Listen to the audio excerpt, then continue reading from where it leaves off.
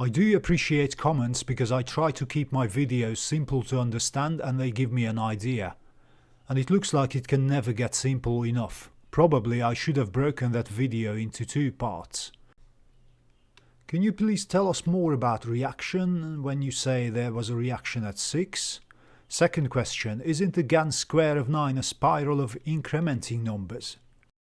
Welcome back, my name is Stephen Hollander and thank you for these questions. Since then I explained that I talk about origin and reactions instead of saying a market low and higher market lows, or a market high and lower market highs, simply because those would be harder to follow. So yes, in my vocabulary a reaction is a trend change, but only in relation to the origin, which we defined as the starting point for our calculation. I thought origin is easily understood because it is a basic term in maths. It simply means starting point, like the center of a circle or an intersection of coordinates. I think we all agree that a time and price chart is nothing more than a coordinate system. Those number sequences of 1, 2, 4, 8 and so on were examples, and they are based on Gann's idea of keeping so-called proportions or a progression in your calculation. Again, I presume that everybody is familiar with this basic idea because it is really the first thing you'll come across when they mention Gann. But let's do a revision. Bear in mind that he had to do this for the sake of consistency because he had no computers to keep track of his calculations and charts.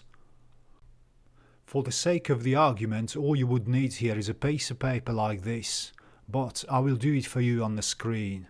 Okay, so let's assume that the origin is at 10. According to Gann, the first sequence is 1, which means you will go along which coordinates? The numbers will be 11, 12, 13, 14, 15 and so on. If you find no reaction, the next sequence is 2, which means 12, 14, 16, 18 and so on. And if those don't work, you'll skip to the next sequence. But I'll stop here because I've done enough of your homework. Now, in that video I said that sometimes you will not find any reaction to any of these sequences, which sequences you have, I hope, just written down on your paper. Instead, you might recognize that the sequence that actually works on a chart is in between these ones. For instance, you might find that a number belongs to the sequence of 6, which is between 8 and 4. So what do? You apply the same logic using 6 starting from 10. Just grab a piece of paper, go back to the coordinates and follow the same lines of logic or else it won't make any sense.